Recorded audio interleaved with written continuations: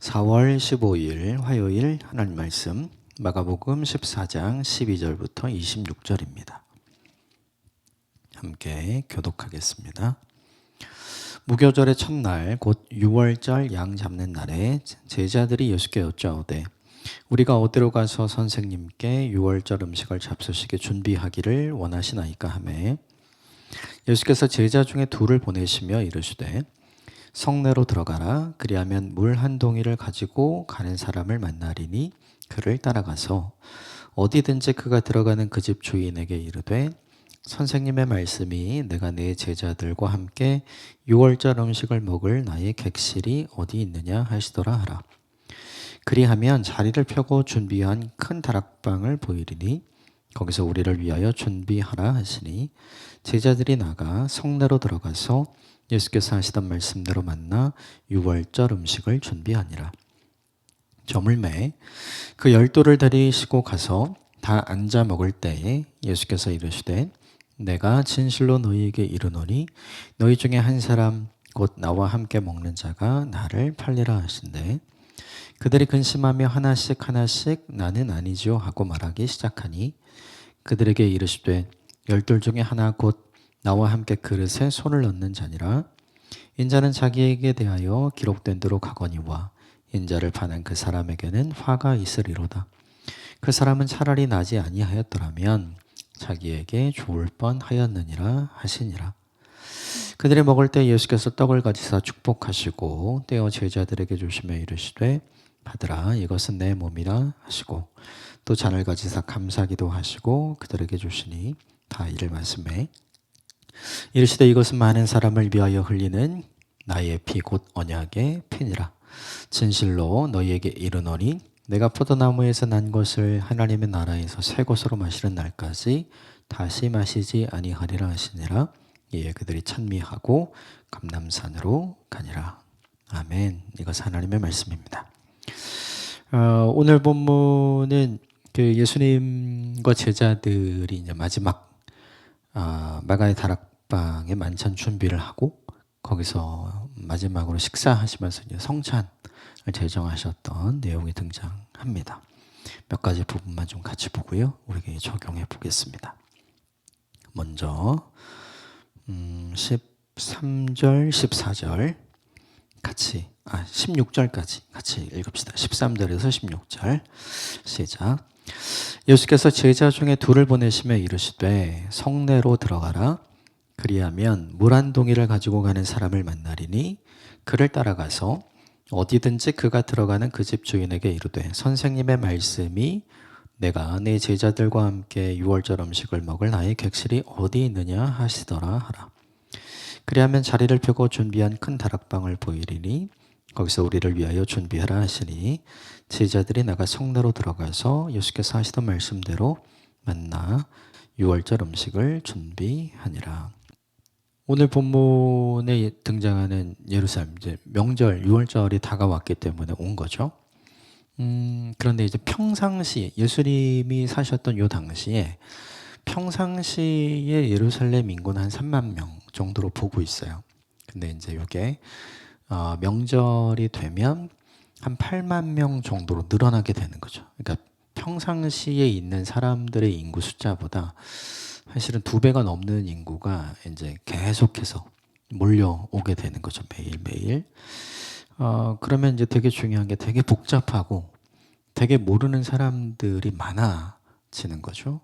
그리고 예수님과 예수님의 일행들도 원래는 예루살렘에 사는 사람들이 아니잖아요.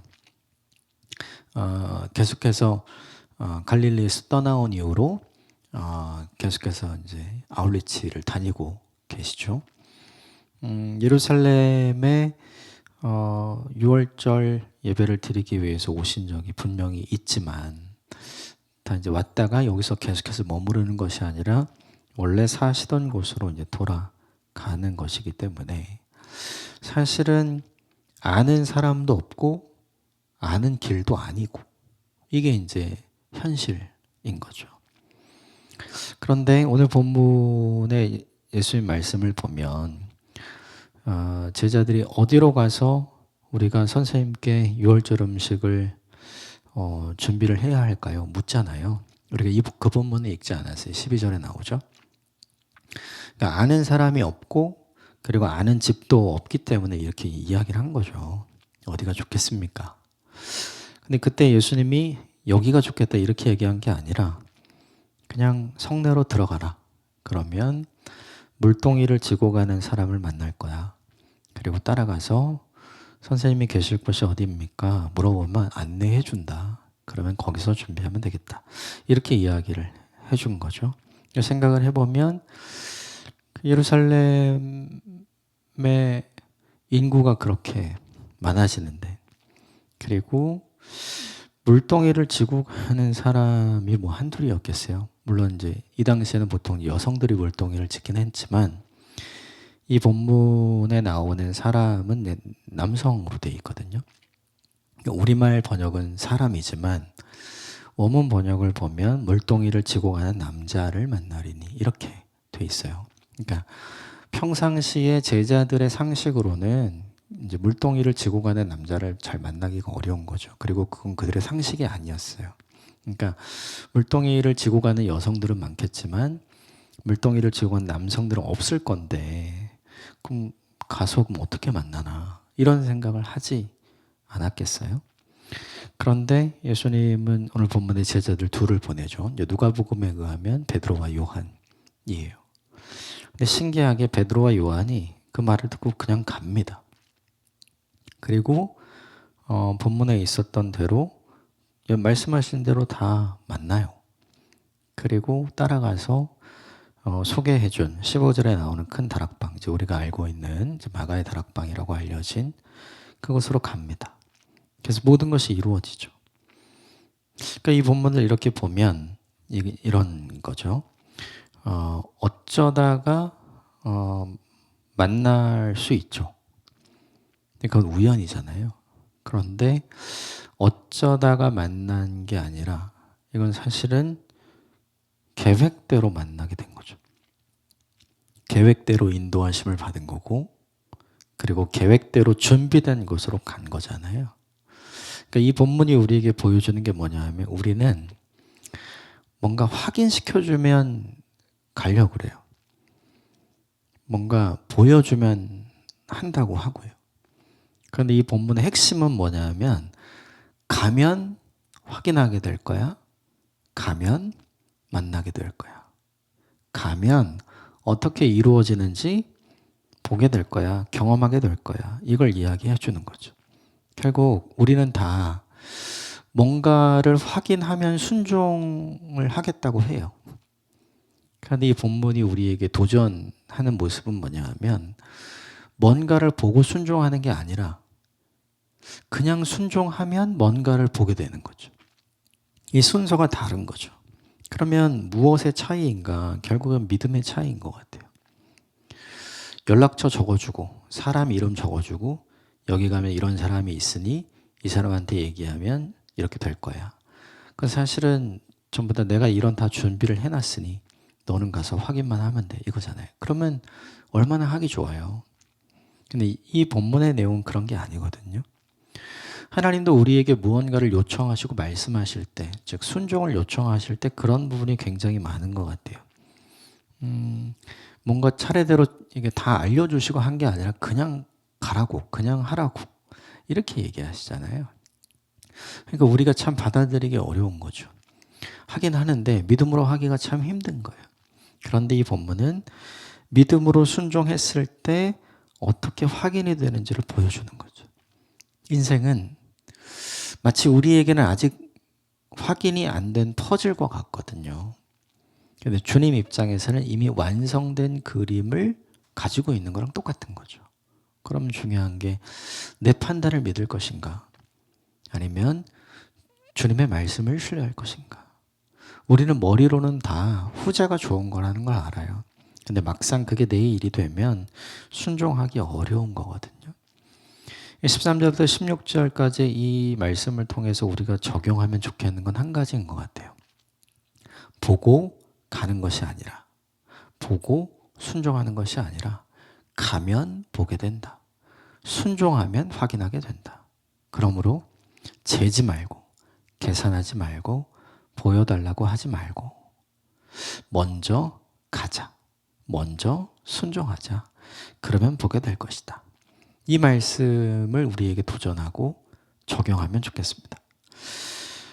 그 이후에 17절, 18절 같이 볼까요? 17절, 18절 함께 읽읍시다. 저물매 그 열두를 데리시고 가서 다 앉아 먹을 때에 예수께서 이르시되 내가 진실로 너희에게 이르노니 너희 중에 한 사람 곧 나와 함께 먹는 자가 나를 팔리라 하신지라. 이게 사실은 불편한 식사죠. 유다가 함께 있으니까. 예수님께서 이야기하신 거예요. 너희 중에 한 사람이 나와 함께 먹는 자가 나를 팔리라. 거기에 있는 사람들인 거잖아요. 배신을 알고 있죠. 근데 중요한 건 배신의 전제는 신이에요. 그러니까 믿음을 저버린다잖아요. 그러니까 믿음을 저버리기 위해서는 뭐가 있어야 되냐면 믿음이 있어야 되는 거거든요. 이게 사실은 중요해요. 누가 배신하는가? 아는 사람이 배신해요. 믿는 사람이 배신하는 거죠. 그래서 배신은 상처를 크게 내고 그리고 배신은 상실감을 크게 내죠. 무엇보다 배신은 상당히 큰 트라우마를 만들죠. 우리들 이야기죠. 사람의 이야기. 근데 오늘 본문의 예수님께서는 모르는 척 함께 하시죠. 그러니까 왜 모르는 척 함께 했을까를 생각해 보는 게 이제 우리한테 좀 필요한 것 같아요. 왜 모르는 척 함께 하실까? 그리고 알면서 왜 그 사람의 이름은 이야기하지 않았을까? 이유는 너무 간단하죠. 기회를 주고 싶은 거죠. 우리는 배신할 사람은 어떻게든 배신하기 전에 미리 잡아내서 배신을 못하도록 하는 게 좋은 거잖아요. 근데 예수님은 배신할 사람을 다 알고 있음에도 불구하고 뭘 주냐면 돌이킬 수 있는 기회를 주시고자 하는 거죠. 이게 주님과 우리의 차이인 것 같아요. 언제쯤 이렇게 할 수 있을까 생각을 좀 해보게 돼요.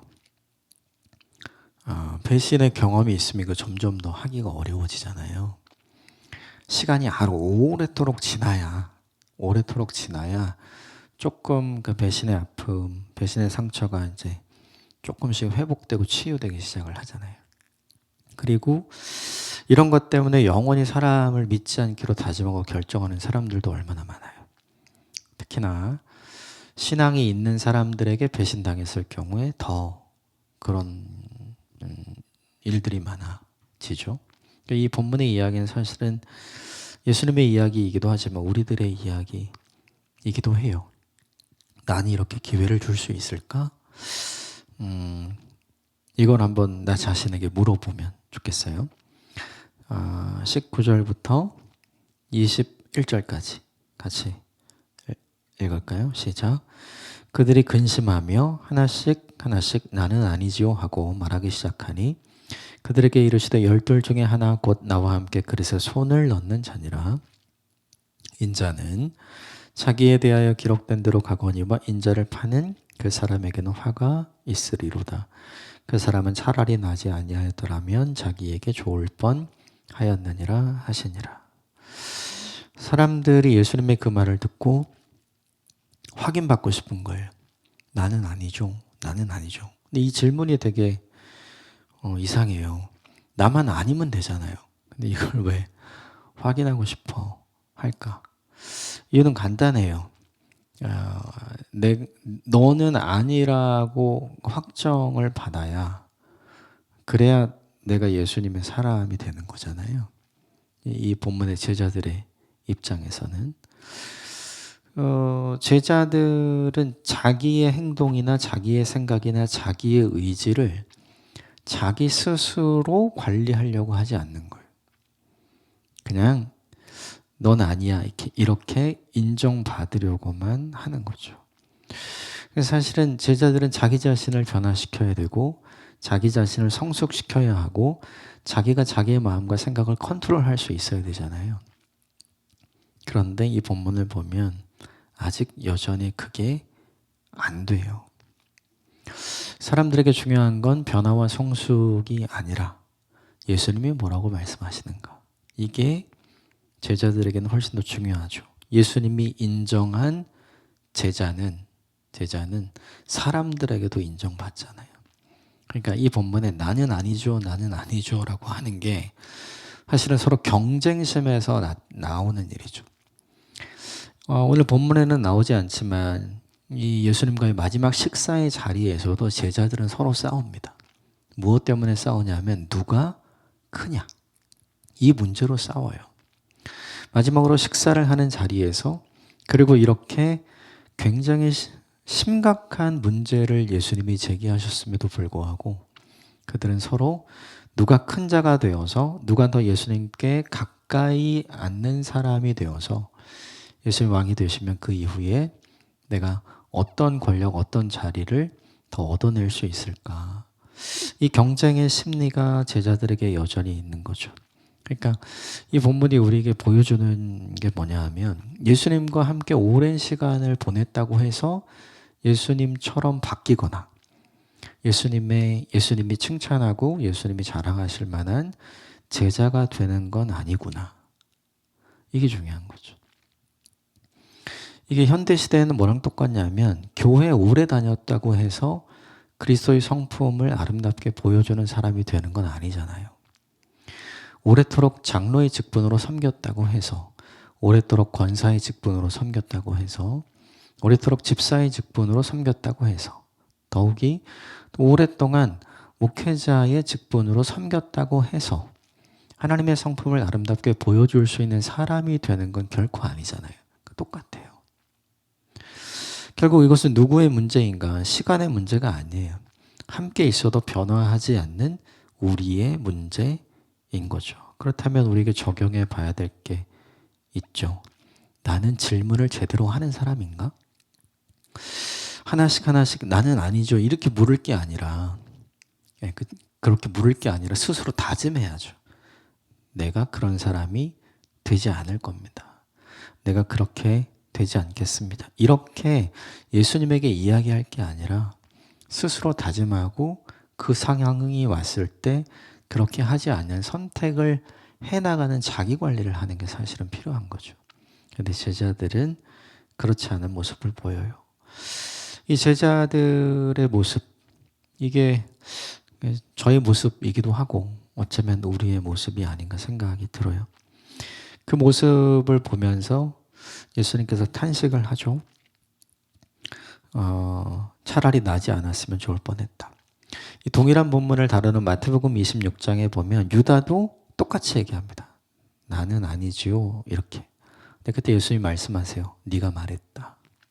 너 아니라고 말했다. 이 의미도 있지만 또 하나는 뭐예요? 네가 그 사람이라고 네가 말했다. 두 가지 중첩의 의미가 있는 거죠. 그런데 유다는 이 기회를 날리죠. 그러니까 유다도 그렇고 제자들도 그렇고 기회가 없었던 게 아니라 사실은 그 기회를 전부 다 붙잡지 않은 거예요. 그 기회를 다 날린 거죠. 이걸 보면 이제 우리에게 좀 적용해야 될 게 뭐냐 하면, 결국 제자화가 되는 것, 즉 제자로 변하고 제자로 성숙해 가는 것, 그리스도를 아는 것과 믿는 것을 장성한 분량에 이르기까지 자라가는 것, 그것은 결국 누가 하는가? 결국 그것은 내가 해야 돼요. 예수님이 바꿔주는 게 아니죠. 예수님과 함께 있지만 예수님을 전혀 닮지 않았잖아요. 함께 있다고 해서 제자가 된 것 같았지만 결국 제자가 되지 못한 모습이 드러나죠. 이게 우리도 마찬가지예요. 예배당 안에서의 우리의 모습과 예배당 밖에서의 우리의 모습을 잘 살펴보세요. 사람들과 함께 있을 때 우리의 모습과 사람들과 함께 있지 않을 때, 보이지 않는 주님만 나랑 함께 있을 때의 모습을 비교해 보세요. 우리가 정말 변화하고 성숙한 사람인가? 그렇지 않다는 것이 드러나게 되는 거죠.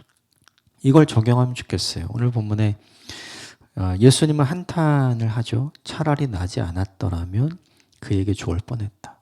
근데 이 한탄이 아니라 난 네가 있어서 너무 좋다. 이런 이야기를 듣는 제자가 되어야 하지 않을까? 그렇다면 우리는 언제 그런 이야기를 들을 수 있을까? 너무 간단하죠. 나는 아니죠. 나는 아니죠. 이런 질문이 아니라 주님 제가 그렇게 반드시 하겠습니다. 내가 반드시 그렇게 안 하겠습니다. 이렇게 다짐하고 자신을 변화시킬 때 가능한 거죠. 그 이후 본문이 이제 드디어 마지막 식사를 하시고 이제 성찬 제정을 하시는 거예요. 22절, 23절 같이 읽읍시다. 시작. 그들이 먹을 때 예수께서 떡을 가지사 축복하시고 떼어 제자들에게 주시며 이르시되 받으라 이것은 내 몸이라 하시고 또 잔을 가지사 감사기도 하시고 그들에게 주시니 다 이를 마시매. 24절도 읽읍시다. 이르시되 이것은 많은 사람을 위하여 흘리는 나의 피 곧 언약의 피니라. 떡을 주시고 잔을 주시면서 이야기하셨죠. 근데 중요한 건 축복하고 감사하기도 했다. 예수님의 마지막 식사잖아요. 근데 사실 이 떡을 준 게 이제 자기 몸을 주는 거, 그리고 이 잔을 준 게 자기의 피를 다 주는 거잖아요. 쉽게 말하면 이 떡과 잔은 예수님의 희생이잖아요. 근데 이 희생을 예수님은 축복하면서 하고 있고 감사하면서 하고 있죠. 그러니까 진짜 신앙이라는 게 뭔가? 참 하나님을 믿는 참 신앙은 무엇인가? 희생을 필요로 할 때 기도로 희생을 하지 않아도 되는 상황을 만드는 거. 그게 우리가 원하는 거 아닌가요? 기도해서 내가 이 희생을 할 필요가 없는 상황으로 만드는 거. 근데 진짜 신앙은 뭐냐 하면 기도해서 내가 하나님께서 내게 맡겨주신 이 희생을 참으로 잘 감당하는 거. 이 두 개가 달라요. 전자는 굉장히 미신적인 거예요.